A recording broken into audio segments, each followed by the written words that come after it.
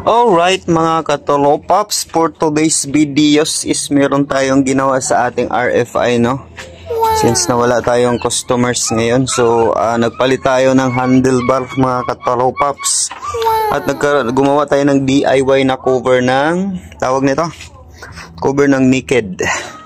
So nakakabit kasi nito mga katolopaps dati is ito, which is okay naman to. Kaso nga lang, nagsawa na ako at gusto ko namang maiba. Kaya gumawa ko ng DIY ko lang, PVC. Ito.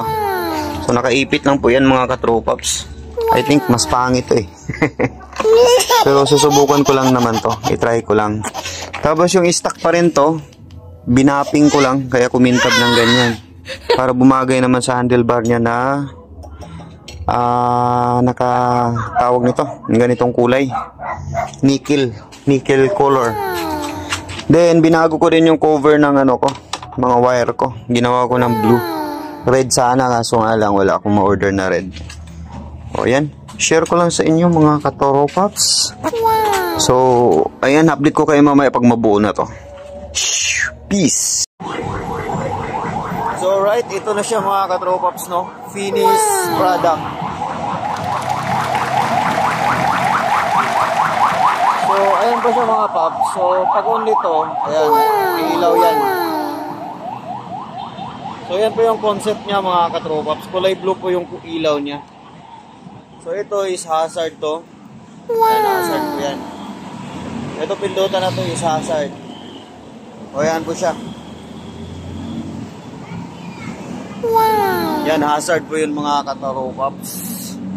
Tapos, yung kill switch ko is andito yung kill switch ko. Ito, wala pa itong function kasi ang plano ko dito, yun yung gagawin kong switch para dito sa ilaw na to. So ngayon, nakasabay pa yan dito sa mini driving light ko yan. Ayan o. Yan, nakasabay pa po yan. So ngayon, ito, hazard, signal light. Yan, signal light. Tapos kaliwa, kanan. Tapos busina, flasher. Ayan, may flasher po ito mga katropaps. Ito yung flasher nyo. Ayan. So, ayan siya. So, ngayon ko lang to na gawan ulit ng vlog. Kasi ngayon lang ako naging bakante. Busy kasi ko kanina. So, ito is DIY ko lang to mga katropaps, no? Itong cover na to. Kasi ang nakalagay nito nung nakaraan is pang siya, pang Honda EDV. Which is irritable yung mga wire ko. Kaya ginawan ko na lang siya na paraan o gumawa ko ng panibagong ganito. So ayan siya, ako lang mismo gumawa niyan mga paps. Ayan. Yan, nakaipit lang po yan. So ayan siya, nakaipit lang yan. Nakaipit lang yan mga paps.